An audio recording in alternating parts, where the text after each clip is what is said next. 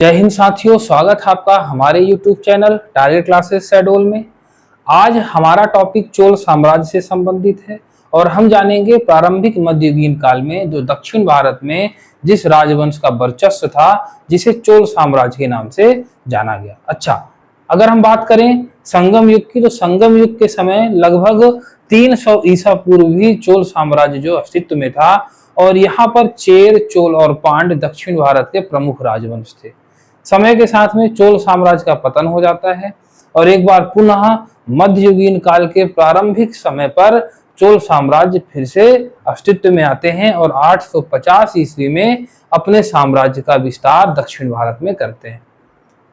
तो चलिए, ये वीडियो बहुत इंटरेस्टिंग होने वाला है। यूपीएससी और एमपीपीएससी के लिए बहुत ही इंपॉर्टेंट टॉपिक है। वीडियो को लास्ट तक देखिएगा और जो चैनल पर नए आए हुए हैं या जिन्होंने चैनल को सब्सक्राइब नहीं किया है तो वो चैनल को सब्सक्राइब कर दें। तो चलिए बढ़ते हैं, बात करेंगे चोल साम्राज्य का, जिन्होंने 850 से 1200 ईस्वी तक जिन्होंने पूरे दक्षिण भारत पर शासन किया। चोल साम्राज्य अपने स्थानीय स्वशासन के कारण दक्षिण भारत के सबसे महान साम्राज्यों में से एक था, जो पंचायती राज व्यवस्था के शुरुआती उदाहरणों में से। इसने हिंद महासागर में भारत के समुद्री व्यापार को विकसित किया और एक शक्तिशाली नौसेना विकसित की, जिसने श्रीलंका और मालदीव समूह पर विजय भी प्राप्त की। अब साम्राज्य की उत्पत्ति की हम बात करें तो 300 ईस्वी के आसपास पल्लव और पांड्य साम्राज्यों ने दक्षिण भारत के अधिकांश तमिल केंद्रीय स्थलों पर अपना प्रभाव फैलाया और चोल पतन में चले गए। वे संभवतः नई शक्तियों के तहत उप शासकों के रूप में कार्य करते थे। जब लगभग 850 ईस्वी में पल्लव और पांड्य राज्यों के बीच युद्ध छिड़ गया तो चोलों ने उनके मौकों को हासिल कर लिया और राजा विजयालय ने अपने पल्लव अधिपति का त्याग कर दिया और तंजावुर, वर्तमान में तंजौर के नाम से जिसे जाना जाता है, उस शहर पर कब्जा कर लिया, जिससे यह इनकी नई राजधानी बन गई। इसने मध्ययुगीन चोल काल की शुरुआत और चोल शक्ति के शिखर को चिन्हित किया। राजा विजयालय ने तंजावुर में देवी निशुंभ सुदनी का मंदिर भी बनवाया था। तमिल क्षेत्र में चोल राजवंश के तहत जो क्षेत्र था, जिसे चोलंडू या चोनाड के रूप में जाना जाता था, उनका राज्य मुख्य रूप से कावेरी पोषित डेल्टा में केंद्रित था, जिसे चोलामंडलम कहा जाता था। अब हम बात करें इस साम्राज्य के उल्लेख की, तो प्रारंभिक तमिल साहित्य में और अशोक के स्तंभों में इस साम्राज्य का उल्लेख है। यह एरिथ्रियन सागर के ग्रीको रोमन पेरिप्लस में और टॉलमी के भूगोल में भी इस साम्राज्य के बारे में बताया गया है। तो याद रखिएगा कि प्रारंभिक तमिल साहित्य, अशोक के स्तंभ और एरिथ्रियन सागर, ग्रीको रोमन पेरिप्लस और टॉलमी के भूगोल में इनके बारे में बताया गया। अब आगे हम बात करेंगे इन राजवंश के शासकों की। तो 850 ईस्वी में जिस शासक के द्वारा चोल साम्राज्य की स्थापना की गई उसका नाम था विजयालय। विजयालय ने 850 ईस्वी में चोल साम्राज्य की स्थापना की और 871 ईस्वी तक इन्होंने शासन किया। याद रखिएगा, विजयालय का जो समय काल है 850 से 871 ईस्वी है। ये पल्लवों के सामंत थे। लगभग 850 ईस्वी में इन्होंने कावेरी डेल्टा पर विजय प्राप्त की और चोल साम्राज्य को फिर से स्थापित किया। इतिहासकार इनके वंश को उत्तर चोल या शाही चोल के रूप में बताते हैं। इन्होंने तंजावुर शहर का निर्माण किया और वहां देवी निशुंभ सुदनी के मंदिर का भी निर्माण कराया था। तो विजयालय संस्थापक थे। इनके बाद में जो दूसरे शासक हुए, इनका नाम था आदित्य प्रथम। याद रखिएगा, आदित्य प्रथम। आदित्य प्रथम का जो शासन काल है 871 से 907 ईस्वी, 871 से 907 ईस्वी माना गया। अब आदित्य प्रथम की अगर बात की जाए तो ये विजयालय के बेटे थे, विजयालय के पुत्र थे। इन्होंने पल्लवों के साथ वैवाहिक गठबंधन बनाए रखा और श्री पुरम्बियम की लड़ाई में पांड्यों को हराया। याद रखिएगा, श्री पुरम्बियम की जो लड़ाई हुई है, श्री पुरम्बियम का युद्ध किसके किसके बीच हुआ? तो पांड्यों और चोलों के बीच हुआ, और यह लड़ाई 879 ईस्वी में हुई थी। 879 ईस्वी में इनके बीच में युद्ध हुआ था। 893 ईस्वी में इन्होंने अपराजिता को हराकर पल्लव साम्राज्य का अंत किया और टोडाई मंडलम दक्षिणी तमिल देश पर इन्होंने कब्जा कर लिया। इन्होंने कावेरी नदी के दोनों किनारों पर भगवान शिव के मंदिरों का भी निर्माण कराया है। फिर अगली बात करें, आदित्य प्रथम के बाद जो शासक आते हैं उनका नाम है परांतक प्रथम। परांतक प्रथम परांतक प्रथम परांतक प्रथम का जो शासन काल रहा है वो 907 से 955 ईस्वी था। 907 से 955 ईस्वी। या ये बहुत इंपॉर्टेंट है, डेट आपको थोड़ा सा समझ के उसको पढ़ना पड़ेगा क्योंकि डेट उसको पूछता है। इन्होंने वेल्लूर की लड़ाई 917 ईस्वी में वेल्लूर का युद्ध होता है और इस लड़ाई में श्रीलंका और पांड्य शासकों की संयुक्त सेना को हराया था। 949 ईस्वी में तक्कोलम अरकोनम के पास लड़ाई हुई और राष्ट्रकूट शासक कृष्ण तृतीय ने परांतक प्रथम को हराया और साम्राज्य के उत्तरी हिस्से का अधिग्रहण किया। यह चोलों के लिए एक गंभीर झटका था। हालांकि कृष्ण तृतीय की मृत्यु और राष्ट्रकूट साम्राज्य के पतन के बाद वे फिर से ठीक हो गए। इन्हें मधुरांतक अर्थात मदुरै का विनाशक और मदुरै कोंडा मतलब मदुरै का अधिग्रहणकर्ता के रूप में जाना जाता है। किसे जाना जाता है? परांतक प्रथम को। इन्होंने चिदंबरम में नटराज मंदिर के लिए विमान को सोने की छत के साथ उपहार दिया था। तो नटराज मंदिर में एक विमान बनवाया, उसको सोने की छत के साथ उन्होंने दान में दिया, उपहार में दिया, गिफ्ट किया था। क्लियर है? अब अगले शासक है परांतक द्वितीय। परांतक द्वितीय परांतक द्वितीय का शासनकाल 957 से 973 ईस्वी तक था। 957 से 973 ईस्वी तक परांतक द्वितीय का शासनकाल था। इन्होंने पांड्या और श्रीलंका की संयुक्त सेनाओं को हराया और श्रीलंका पर आक्रमण भी किया। इन्होंने राष्ट्रकूट से हारे हुए क्षेत्र जैसे टोडाई मंडलम पर फिर से कब्जा कर लिया और उनको जो है अपने साम्राज्य में पुनः मिला लिया। अगले शासक हैं उत्तम चोल। उत्तम चोल उत्तम चोल का जो शासनकाल है वो 973 से 985 ईस्वी। 973 से 985 ईस्वी उत्तम चोल गद्दी बैठते हैं। राष्ट्रकूट इनके शासनकाल के दौरान फिर से टोडाई मंडलम पर कब्जा कर लिया।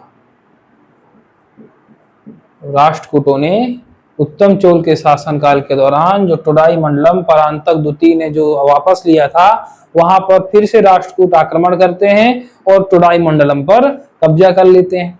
अगले शासक है राज राजा प्रथम। राज राजा प्रथम राज राजा प्रथम का शासनकाल 985 से 1014 ईस्वी तक था। 985 से 1014 ईस्वी तक राज राजा प्रथम ने शासन किया और इन्होंने त्रिवेंद्रम, वर्तमान में त्रिवेंद्रम को तिरुवनंतपुरम के नाम से जाना जाता है, यहाँ पर चेरा नौसेना को हराया और क्लोन अर्थात कोल्लम पर हमला किया। फिर उन्होंने मदुरै पर कब्जा कर लिया और पांड्यों पर अपना नियंत्रण, पूर्ण नियंत्रण स्थापित कर लिया था।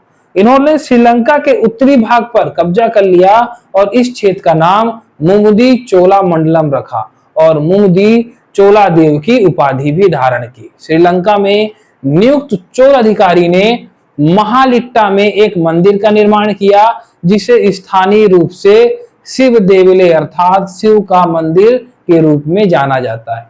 तो श्रीलंका में जिस मंदिर का निर्माण कराया गया था उसका नाम था शिव देवले, जो महालिट्टा में जो है मंदिर का निर्माण कराया गया। कहाँ कराया गया? जो कि श्रीलंका में कराया गया। इन्होंने पश्चिमी चालुक्यों और राष्ट्रकूटों को हराया था। कल्याणी को चालुक्यों को भी हराया, जो चोलों के खिलाफ वेंगी, वर्तमान का रायलसीमा और तुंगभद्रा दोआब के आधिपत्य के लिए भिड़ गए थे। इन्होंने गंगा साम्राज्य, उत्तर पश्चिमी कर्नाटक के उत्तर पश्चिमी हिस्सों पर कब्जा कर लिया। राजराजा प्रथम शैलेंद्र राजवंश के खिलाफ, जो मलाया प्रायद्वीप में राज कर रहे थे, इनके खिलाफ 9 सैनिक जीत हासिल की और इनकी अंतिम सैन्य उपलब्धि मालदीव समूह के खिलाफ एक 9 सैनिक अभियान थी। शैलेंद्र वंश के शासक आस्था में बौद्ध थे और प्रारंभ में चोलों के साथ इनके बढ़िया संबंध थे। इन्होंने नागपट्टिनम, वर्तमान का तमिलनाडु में एक बौद्ध मठ की भी स्थापना कराई और राजेंद्र प्रथम ने इसके रख रखाव के लिए एक गांव को दान दिया था। ये शैव धर्म को मानने वाले थे, अर्थात जो राजा प्रथम थे ये शैव धर्म के भक्त थे, शैव धर्म के अनुयायी थे और शिवपद शेखर के नाम से जाने जाते थे। इन्हें उल्करनादी पेरुमल के नाम से भी जाना जाता था क्योंकि इन्होंने करों के संग्रह का मानकीकरण किया था। इनके शासनकाल के दौरान कोरोमंडल और मालाबार तट दक्षिण पूर्व एशिया के देशों के साथ भारत के व्यापार के प्रमुख केंद्र थे। याद रखिएगा, बहुत फेमस राजा रहे हैं राजा प्रथम चोल साम्राज्य के। अगले शासक हैं राजेंद्र प्रथम। और राजेंद्र प्रथम को एक और नाम से जाना जाता है जिसे विजयेंद्र कहते हैं। तो राजेंद्र प्रथम को विजय राजेंद्र के नाम से भी जाना जाता है। इनका शासनकाल 1014 से 1044 ईस्वी तक रहा। याद रखिएगा, राजेंद्र प्रथम का शासनकाल 1014 से 1044। इनके बारे में अगर हम बात करें तो इन्होंने आक्रामक विजय और विस्तार की अपने पिता की नीति को जारी रखा था। इनके शासनकाल के दौरान पूरे श्रीलंका को चोल साम्राज्य का हिस्सा बनाया गया था। इन्होंने श्रीलंका की राजधानी उस समय जो अनुराधापुरी से पोलू नारुआ में स्थानांतरित कर दी, जहां एक शिव मंदिर का भी निर्माण कराया गया था। इन्होंने चेरा और पांड देशों पर चोल अधिकार को फिर से स्थापित किया। पश्चिमी चालुक्य राजा जय सिम्हा द्वितीय को हराया और तुंगभद्रा नदी को चोल और चालुक्यों के बीच की सीमा के रूप में मान्यता दी थी। इनका सबसे प्रसिद्ध सैन्य उद्गम उत्तर भारत में इनका अभियान था। चोल साम्राज्य ने बंगाल के महिपाल प्रथम पाल साम्राज्य सहित कई शासकों को हराकर गंगा को पार किया। इस सफल उत्तर भारत अभियान को मानने के लिए राजेंद्र प्रथम ने गंगई कोंडा चोलापुरम शहर की स्थापना की और उस शहर में प्रसिद्ध राजास्वरम मंदिर का भी निर्माण कराया था। शब्द थोड़े कठिन हैं, लेकिन इनको जो है अगर आप पढ़ेंगे तो चीजें जो है माइंड में सेट हो जाएंगे। इन्होंने शहर के पश्चिमी हिस्सों में चोला गंगम नामक एक बड़े सिंचाई टैंक की भी खुदाई की थी। राजेंद्र प्रथम का एक और प्रसिद्ध उद्गम कादरम या श्री विजय मलय प्रायद्वीपी सुमात्रा, जावा और पड़ोसी द्वीपों के लिए उनका नौसैनिक अभियान था। नौसेना अभियान एक सफलता थी और चोल बलों द्वारा कई स्थानों पर कब्जा कर लिया गया था। इन्होंने कादरम कोंडन की उपाधि धारण की। वे शिक्षा के एक महान संरक्षक भी थे और इन्होंने पंडित चोलन अर्थात विद्वान चोल और मुंडिकोंडन चोलम अर्थात चोल राजा कहा जाता था। तो इस प्रकार से इनके जो है नामों की उपाधि इनको धारण कराई गई थी, इन्होंने धारण की थी। अगले हैं राजधिराज प्रथम। तो राजेंद्र प्रथम के बाद हैं राजधिराज प्रथम। राजधिराज प्रथम का जो शासन काल है वो 1044 ईस्वी से लेकर के 1054 ईस्वी तक रहा है। तो याद रखिएगा, इन्हें जयमकोंडा चोल, विजय चोल राजा कहा जाता है क्योंकि इन्होंने मोर्चे पर अपने लोगों के साथ लड़ाई की थी। इन्होंने कल्याणी जैसे चालुक्य शहरों को नष्ट कर दिया था और यादगिरी में जय स्तंभ लगाया। वह सोमेश्वर पश्चिमी चालुक्य राजा के खिलाफ कोप्पम की लड़ाई में लड़ते हुए युद्ध के मैदान में मारे गए। इन्होंने यानई मेल थुंजिना देवर, हाथों की पीठ पर मरने वाले राजा की उपाधि भी अर्जित की। क्या नाम था? वानई मेल थुंजिना देवर, यानई मेल थुंजिना देवर अर्थात हाथी के पीठ पर मरने वाला राजा की उपाधि अर्जित की। अगले हैं राजेंद्र द्वितीय। राजेंद्र द्वितीय। राजेंद्र द्वितीय का जो शासनकाल था 1054 ईस्वी से लेकर के 1063 ईस्वी तक, 1054 से 1063 ईस्वी। अब राजेंद्र द्वितीय की अगर हम बात करें तो ये राजाधिराज के प्रथम पुत्र थे, जिन्हें युद्ध के मैदान अर्थात कोप्पम युद्ध में ताज पहनाया गया था। पिता की मृत्यु होती है और बेटे को तुरंत राजा बना दिया जाता है, और उन्होंने अपने पिता की हार को जीत में बदल दिया था और उन्होंने सोमेश्वर को हराया और कोल्हापुर में जय स्तंभ का निर्माण कराया था। तो ऐसे वीर थे राजेंद्र द्वितीय। अगले शासक हैं वीर राजेंद्र। वीर राजेंद्र, और बात करें हम वीर राजेंद्र की तो इन्हें एक और नाम से जाना जाता है, इन्हें वीराचोल भी कहा जाता है। वीराचोल। इनका शासनकाल 1063 ईस्वी से 1067 ईस्वी तक था। 1063 ईस्वी से 1067 ईस्वी। अब इनके बारे में हम बात करें तो इन्होंने 1064 ईस्वी में कुंडाल संगम में चालुक्य राजा सोमेश्वर द्वितीय को हराने के बाद तुंगभद्रा नदी पर एक विजय स्तंभ का निर्माण कराया था। इन्होंने अधिगम के एक वैदिक कॉलेज की भी नींव रखी थी। अगले शासक हैं कुलोथुंगा चोल। कुलोथुंगा चोल। कुलोथुंगा चोल का जो शासनकाल है, और कुलोथुंगा चोल प्रथम के नाम से इन्हें जाना जाता है, इनका शासनकाल 1070 से 1120 ईस्वी तक था। इन्होंने चोल साम्राज्य के साथ चालुक्य के वेंगी साम्राज्य को एकजुट किया और 72 व्यापारियों का एक बड़ा दूतावास चीन भेजा था, और श्री विजया राज्य के साथ इनके सौहार्दपूर्ण संबंध थे, बढ़िया बेहतर संबंध थे। इन्होंने 1086 ईस्वी में 1110 ईस्वी के बीच एक भूमि सर्वेक्षण कराया और सुंगम तरविता चोल अर्थात टोल का उन्मूलन करता ताल काडुगोंडा और त्रिभुवन चक्रवर्ती की उपाधि ग्रहण की। तो याद रखिएगा, इन्होंने भूमि सर्वेक्षण करवाया तो उन्हें सुंगम तविरता चोल, उसके अलावा तालकाडुगोंडा और त्रिभुवन चक्रवर्ती की उपाधि धारण की थी। इनका दरबार कंबन द्वारा सजाया गया था, जिन्होंने तमिल में रामायण लिखी थी। इनके जो दरबारी कवि थे, लेखक थे, साहित्यकार थे, उनका नाम कंबन था, और कंबन ने तमिल भाषा में रामायण लिखी थी। जैसे अवधी में तुलसीदास जी ने रामायण लिखी, तो कंबन ने तमिल में रामायण लिखी है। ठीक है, तो रामचरितमानस तुलसीदास जी द्वारा और कंबन द्वारा तमिल में रामायण लिखी गई। क्लियर है? आगे बढ़ते हैं। अगले शासक हैं विक्रम चोल। विक्रम चोल, और विक्रम चोल का जो शासनकाल था 1120 से लेकर 1135 ईस्वी तक था। विक्रम चोल का शासनकाल 1120 से 1135 था। इन्होंने चिदंबरम के नटराज मंदिर को दान दिया और अहलंका और त्याग समुद्र की उपाधि को अपनाया। तो इन्होंने अहलंका और त्याग समुद्र की उपाधि धारण की है। अगले हैं कुलोथुंगा चोल द्वितीय। कुलोथुंगा चोल द्वितीय। कुलोथुंगा चोल द्वितीय का जो शासनकाल है 1135 से 1150 ईस्वी तक था। याद रखिएगा इनका शासनकाल।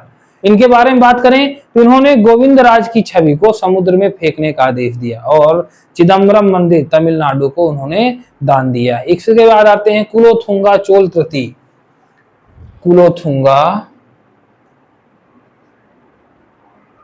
चोल तृतीय, इनका शासनकाल 1150 ईस्वी से लेकर के 1218 ईस्वी तक था। तो याद रखिएगा इनका शासनकाल 1150, कहीं कहीं 1163 भी लिखा हुआ है, से लेकर के 1218 ईस्वी तक था। 1193 में इन्होंने करुवर में विजयाभिषेक किया और त्रिभुवन में कम्फारेश्वर मंदिर भगवान शिव को समर्पित है, उसका निर्माण कराया था। तो इस तरीके से जितने राजा रहे हैं मैंने आपको पूरे 850 से लेकर के 1200 ईस्वी तक के सभी राजाओं और उनके समय काल के बारे में यहाँ पर मैंने आपको बताया है। साथ ही साथ इनकी क्या विशेषताएं थी, क्या उन्होंने काम किया, ये भी मैंने आपको बताया। अब आगे बात करेंगे हम चोल साम्राज्य की मुख्य विशेषता की। इनकी विशेषता क्या थी? तो इनकी विशेषता की अगर हम बात करें तो इनका जो प्रशासन था वो बहुत बढ़िया था। चेर, पांड्यों और पल्लवों की तुलना में स्थापित प्रशासन बहुत बड़ा था। सम्राट या राजा प्रशासन के शीर्ष पर था, सारा अधिकार उसके हाथों में था। चोल शिलालेख उन्हें को पेरुमल अडगिल मतलब महान और को कोनमाई कौडन अर्थात राजाओं के राजा के रूप में संदर्भित किया गया। तो फिर से आप इस लाइन को समझिएगा कि सम्राट या राजा प्रशासन के शीर्ष पर था और सारा अधिकार उसके हाथों में था। चोल शिलालेख इन्हें को पेरुमल अडिगल अर्थात महान राजा और को कोनमाई कौडन अर्थात राजाओं के राजा के रूप में बताया है। राष्ट्रीयम राज्यम जिसे साम्राज्य कहते हैं में 8 मंडलम अर्थात 8 प्रांत शामिल थे और प्रत्येक मंडलम में एक राज्यपाल, आमतौर पर एक राजकुमार था। प्रांतों के आगे वलानडु या कोट्टम में विभाजित किया गया था और प्रत्येक वलानडु को नट्टर के तहत नाडु अर्थात जिलों में विभाजित किया गया था। नाडु में कई स्वायत्त गांव शामिल थे। नट्टर ने साम्राज्य की राजकोषीय, प्रशासनिक और न्यायिक जिम्मेदारियों का पालन किया। नाडु के जमींदारों ने सम्मानजनक उपाधियां रखी, जैसे कि असुदयन अर्थात भूमि के मालिक, अरयन नेता और किलावन अर्थात मुखिया। नट्टू का नक्कू और नट्टू बियावन जैसे पदाधिकारी थे जिन्होंने नट्टर की कार्यवाही को रिकॉर्ड किया था। स्वायत्त निगमित संगठन भी स्थापित किए गए थे जिनमें व्यक्ति समान जातियों के थे और उन्हें श्रेणी या पुगा या समाया अर्थात गिल्ड के रूप में जाना जाता था। ये आचार संहिता जिसे बानाज धर्म द्वारा शासित किया गया था। ऐहोल, कर्नाटक और मलयालम में अय्यावोले 500 शक्तिशाली और महत्वपूर्ण गिल्ड थे। व्यापारिक समूहों, व्यापारियों की सभा को नगरम के रूप में जाना जाता था और ये विभिन्न व्यापारी और विशेष समूहों के लिए विशिष्ट था। उदाहरण के लिए बात करें तो शंकरप्पाडी नगरम थी और तेल आपूर्ति करता थे। सलिया नगरम और सत्सुमा परिषद नगरम कपड़ा व्यापार से जुड़े हुए थे। तो इस तरीके से इन्होंने जो है अपने व्यापारियों के जो है नगरम के रूप में चिन्हित किया है। बात करें स्थानीय सरकार की तो दूसरी विशेषता स्थानीय सरकार। तो चोल साम्राज्य में स्थानीय स्तर 2 प्रकार के गांव थे। एक प्रकार के गांव में विभिन्न जाति के लोग शामिल थे और इस प्रकार के गांव को चलाने वाली सभा को पुर कहा जाता था। दूसरे प्रकार के गांव अग्रहारा प्रकार का गांव था जिसे ब्राह्मणों द्वारा बसाया गया था, जिसमें अधिकांश भूमि किराया मुक्त थी। अग्रहारा प्रकार के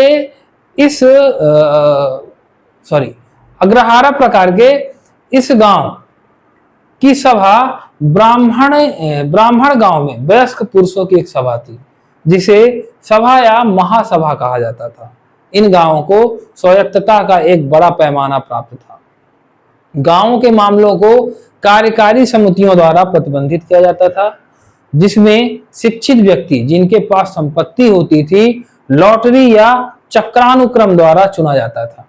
परांतक चोल द्वारा जारी उत्तर मेरुर शिलालेख इन समितियों के चुनाव का पूरा विवरण प्रदान करता है। 6 मुख्य समितियां थी जिनमें पहली समिति टैंक समिति, याद रखिएगा टैंक समिति थी। इरिवारियम अर्थात खेतों में पानी के वितरण की देखभाल करने वाले। राजस्व विभाग जिसे पुराबुवारी तिनाइक्कलम अर्थात प्रमुख पुराउराई चिनक्कलनायम के साथ में काम करते थे, याद रखिएगा। फिर से मैं आपको बता देता हूं, जो राजस्व विभाग था तो राजस्व विभाग को पुराबुवारी तिनाइक्कलम ये पुराबुराई चिनक्कलनायम के साथ में मिलकर के ये काम करते थे, जो पूरा का पूरा राजस्व विभाग देखता था। तीसरा है उद्यान समिति, इसे ढोटला वारियम कहा गया। वार्षिक समिति का जो गठन किया था उसे तमिल में संवत्सर वारियाम कहा गया। स्थायी समिति को पंचवारियाम कहा गया और स्वर्ण समिति को पोनवारियाम कहा गया। तो इस तरीके से 6 समितियों का इन्होंने निर्माण किया था। अगली बात करें हम विशेषता में सेना, तो चोल सेना में पैदल सेना, घुड़सवार सेना जिसे कुदिराई सेवागर कहा गया, हाथी वाहिनी सेना जिसे अनायत काल कहा गया, बोमन सेना जिसे बिलालिगल कहा गया, तलवार वाहक जिसे वालिलर और भाला को कोडवार सेना कहा गया, ये सभी सेनाएं शामिल थे। शाही सैनिकों को कैकोला पेरुम पदाई कहा जाता था। इनके भीतर राजा की रक्षा के लिए व्यक्तिगत सैनिक थे जिन्हें विलाई ककरार कहा जाता था। याद रखिएगा ये शब्दों को। 13वीं शताब्दी व्यक्तिगत सैनिक थे। 13वीं शताब्दी में केरल आए मार्को पोलो नाम से विनीशियन यात्री ने अपने विवरण मार्को पोलो की यात्रा में ये बताया कि राजाओं के पास बॉडीगार्ड अर्थात वेलक्कारार थे जिन्होंने सम्राट की चिता में खुद को जला दिया। जब राजा की मृत्यु हो गई तो उनके साथ में जो बॉडीगार्ड होते थे, जो अंगरक्षक होते थे, वो भी अपने आप को जला देते थे, स्वामी भक्त होते थे।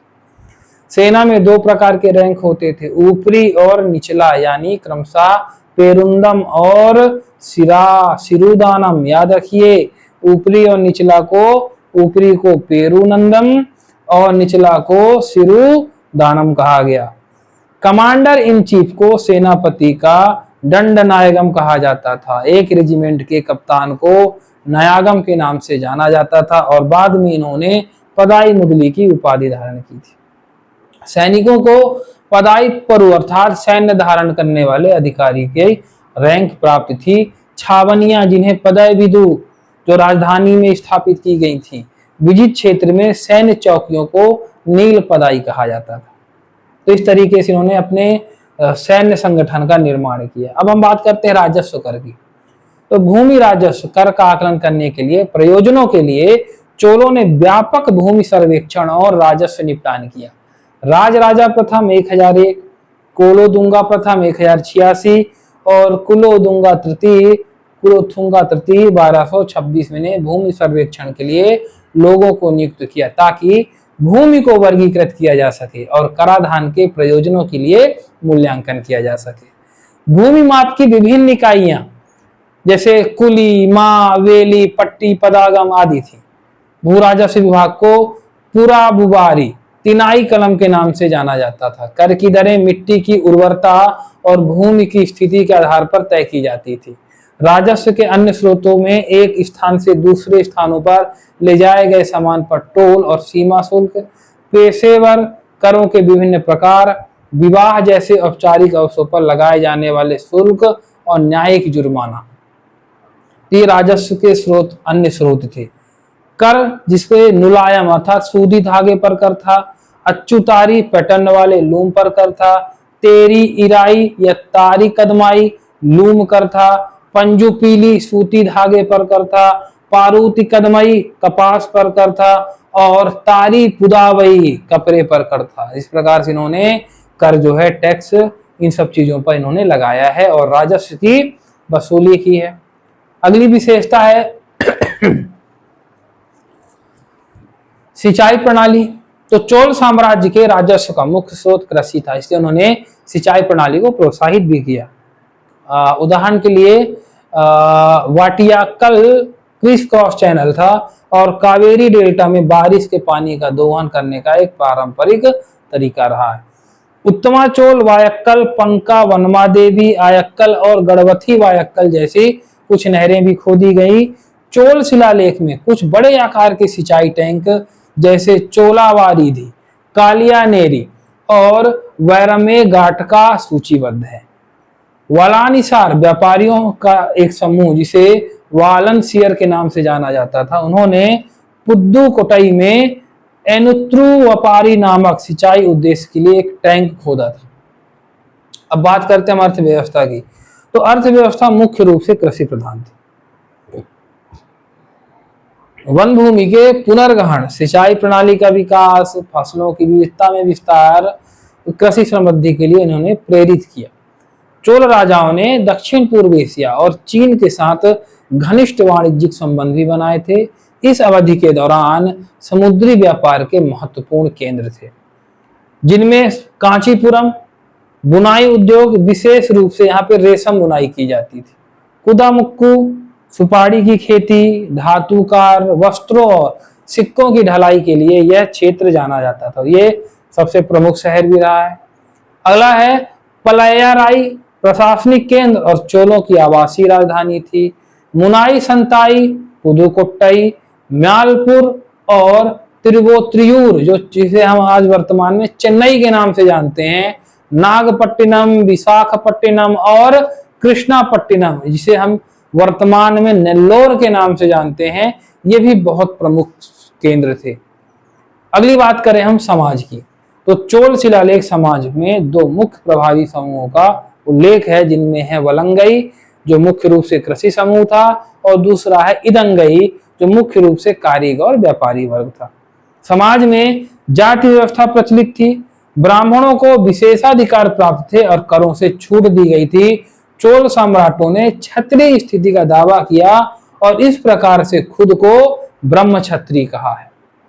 व्यापारिक समुदाय वैश्य दर्जे के थे और खुद को कामती, वनिजिया और चेट्टियार कहते थे। शेष समाज को दो समूहों में विभाजित किया गया था, सत शूद्र जो उच्च होते थे और असत शूद्र जो निम्न होते थे। सत शूद्रों में कैकोला शामिल थे, जो बुनकर थे और मंदिर प्राधिकरण और सालिया अर्थात शाही परिवार के लिए कपड़े तैयार करने वाले बुनकर, ये सत शूद्रों में आते थे। और असत शूद्रों में परायण और चकलियन शामिल थे। सबों और वैष्णवों के बीच गंभीर झड़पें शुरू हुई। रानियों को देवी कहा जाता था और उनका आदर और सम्मान भी किया जाता था। लेकिन वहीं दूसरी ओर देवदासी प्रथा और गणिका अर्थात वेश्याएं भी इस अवधि के दौरान प्रबल थी। सती प्रथा केवल शाही परिवारों के बीच में प्रचलित था। अब बात करें हम शिक्षा की, तो जनता के लिए व्यवस्थित शिक्षा प्रणाली का कोई सबूत प्राप्त नहीं होता, लेकिन यह सुझाव देने के लिए परिस्थिति जन्य सबूत है कि कुछ ग्राम परिषदों में बच्चों को पढ़ने और लिखने की मूल बात सिखाने के लिए स्कूलों का आयोजन किया गया। तमिल जनता के लिए शिक्षा का माध्यम था। संस्कृत शिक्षा ब्राह्मणों तक ही सीमित थी। धार्मिक मठ या गतिका शिक्षा के केंद्र थे, जिन्हें सरकार द्वारा समर्पित किया गया था। व्यावसायिक शिक्षा वंशानुगत प्रशिक्षण के माध्यम से थी, जिसमें पिता ने अपने कौशल को अपने बेटों को पारित किया। अगली बात करें हम वास्तुकला की, तो चोलों ने पल्लव वंश की मंदिर निर्माण परंपराओं को जारी रखा और दक्षिण मंदिर डिजाइन में महत्वपूर्ण योगदान दिया। इन्होंने अपने राज्य में कई मंदिरों का निर्माण किया। बृहदेश्वर मंदिर, जिसे राजराजेश्वरम के नाम से जाना जाता है, तंजावुर का भव्य शिव मंदिर 1009 ईस्वी के आसपास पूरा हुआ, राजराजा के समय की भौतिक उपलब्धियों के लिए एक उपयुक्त स्मारक है। अपने समय के सभी भारतीय मंदिरों में सबसे बड़ा और सबसे ऊंचा यह दक्षिण भारतीय वास्तुकला के शीर्ष पर है। गंगई कोंद चोलापुरम का मंदिर, जो राजेंद्र चोल के द्वारा निर्माण कराया गया और इस तरह अपने पूर्ववर्ती से अधिक होने का इरादा था। तंजावुर में मंदिर के केवल 2 दशक बाद और उसी शैली में 1030 ईस्वी के आसपास पूरा हुआ। इसकी उपस्थिति में अधिक विस्तार राजेंद्र के अधीन चोल साम्राज्य की अधिक समृद्धि स्थिति को प्रमाणित करता है। अगला मंदिर है दारासुरम मंदिर, राजराजा द्वितीय द्वारा बनवाया गया था। 1146 से 1172 के बीच निर्मित हुआ और चोल वास्तुकला का एक और प्रमाण है। अब बात करें हम वास्तुकला के बाद मूर्तिकला की, तो चोल काल अपनी मूर्तियों और कांस्य के लिए बहुत उल्लेखनीय है, जिनमें नटराज चोल मूर्तिकला का एक महत्वपूर्ण टुकड़ा, तांडव नृत्य मुद्रा में नटराज की मूर्ति, ऐहोल में रावण फड़ी गुफा में खुदाई की गई सबसे पुरानी ज्ञात नटराज मूर्तिकला प्रारंभिक चालुक्य शासन के दौरान बनाई गई थी, लेकिन मूर्तिकला चोलों के तहत अपने चरम पर पहुंची है। कल्याण सुंदर मूर्ति, जिसे वैवाहिक मूर्ति और पणिग्रहण मूर्ति के नाम से भी जाना जाता है, हिंदू देवताओं शिव और पार्वती के विवाह का मतलब बहुत ही बढ़िया जो है आइकोनोग्राफी चित्रण है। जोड़ी केंद्र में चित्रित देवताओं और अन्य खगोलीय प्राणियों की मेजबानी के साथ में इस मूर्ति को बनाया गया। अगला है अर्धनारीश्वर मूर्ति, शिव और पार्वती के मिलन का एक ही छवि में बहुत सरलता से दर्शाया गया है। भूदेवी अर्थात पृथ्वी देवी की मूर्ति बनाई गई। 13वीं शताब्दी में चोल कला के बाद के चरण को मूर्ति कला द्वारा चित्रित किया गया, जिसने भूदेवी या पृथ्वी देवी को विष्णु की युवा पत्नी के रूप में दिखाया गया है। वह अपने दाहिने हाथ में कुमुदगिनी पकड़े हुए कमल के आधार पर एक सुंदर लचीले भाव में खड़ी हैं, जबकि बायां हाथ उनके बगल में लटका हुआ है। अब चोलों के साहित्य की अगर हम बात करें तो शाही चोलों का युग तमिल संस्कृति का स्वर्ण युग था, जो साहित्य के महत्व को चिन्हित करता है। याद रखिएगा, जीवक चिंतामणि ने एक किताब लिखी थी, लेखक तिरुटक्का देवर। तो तिरुटक्का देवर द्वारा जीवक चिंतामणि लिखी गई महान कविता सभी गुणों द्वारा चिन्हित है। इसके कंबन के लिए उनकी उत्कृष्ट कृति रामावतारम के लिए प्रतिरूप माना जाता है। ऐसा माना जाता है कंबन ने इन्हीं की किताब से जो है ज्ञान लेकर के रामावतारम नामक एक रामायण की रचना की थी। तोलामोली द्वारा लिखी गई सुलामणि कविता के रूप में एक जैन पौराणिक विषय को संभालता है। कंबन द्वारा रामावतारम कुलोथुंगा चोल तती के शासनकाल के दौरान कंबन का विकास हुआ। उनका रामावतारम तमिल साहित्य का सबसे बड़ा महाकाव्य है और लेखकों का कहना है कि इन्होंने वाल्मीकि का अनुसरण किया था। उनका काम संस्कृत महाकाव्य का केवल अनुवाद या सरल अनुकूलन नहीं है। कंबन अपने स्वयं के समय के रंग और परिदृश्य को इस रामायण के वर्णन में आयात करते हैं। कौशल का उनका वर्णन चोल देश की विशेषताओं का एक आदर्श विवरण के रूप में बताया गया है। जयम कोंडर द्वारा रचित कलिंगट्टू परानी ये उत्कृष्ट कृति कथा कविता का एक उदाहरण है, जो इतिहास और काल्पनिक परंपराओं के बीच एक स्पष्ट सीमा खींचती है।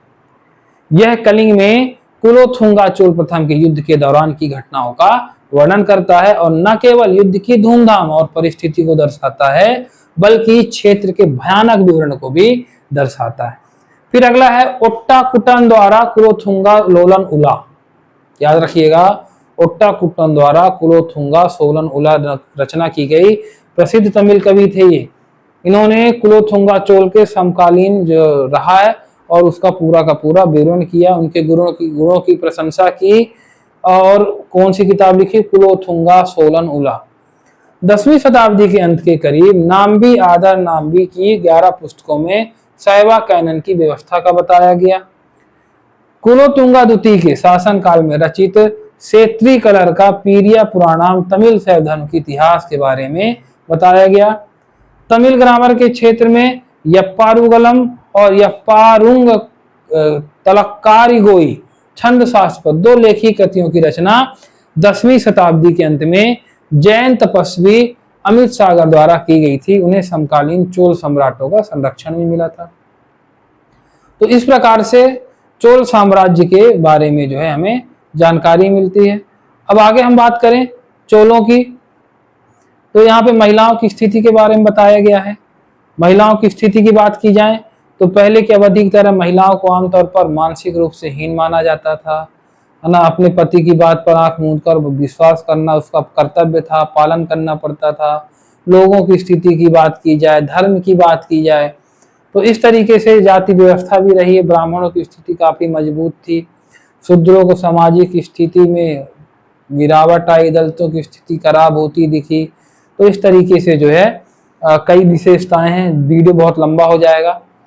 आगे बात करेंगे हम चोल साम्राज्य के पतन की। तो चोल साम्राज्य का पतन का सबसे बड़ा कारण था स्थानीय प्रमुख प्रमुखता में बढ़ने लगे थे। इनके साम्राज्य को कमजोर कर दिया। पांड्यों के लगातार आक्रमण होते गए। शक्तिशाली जो साम्राज्य था वो धीरे धीरे होयसला पर निर्भर हो गए। 1264 में पांडियन शासक जटावर्मन सुंदर पांडियन प्रथम ने गंगाई कोंडा चोलापुरम में चोल की राजधानी को बर्खास्त कर दिया। कांचीपुरम पहले तेलुगु चोलों से हार गई। शेष चोल क्षेत्र पांडियन राजा के हाथों में चले गए और इस तरीके से चोल साम्राज्य का पतन हो गया। वीडियो अगर पसंद आई हो तो वीडियो को लाइक करिएगा, सब्सक्राइब करिएगा और शेयर कर दीजिएगा, क्योंकि ये जानकारी मैं केवल बोल करके बता पा रहा हूँ, समझा पा रहा हूँ। लिखी लिखाई चीजें मैं आपको नहीं बता रहा हूँ। सीधी सीधी बात है कि आपको यूपीएससी और एमपीपीएससी में मेंस के लिए आपको इसी तरीके से चीजों को पूरे डिटेल में समझना पड़ेगा, पढ़ना पड़ेगा और लिखना पड़ेगा। तो रटी रटाई चीजों को आप बोर्ड में छाप के चीजों को आप आगे नहीं बढ़ा सकते, सिलेक्शन ऐसे संभव नहीं है। तो चलिए ठीक है, वीडियो को सब्सक्राइब करिएगा, अधिक से अधिक शेयर करिएगा। मिलते हैं फिर नेक्स्ट टॉपिक। धन्यवाद।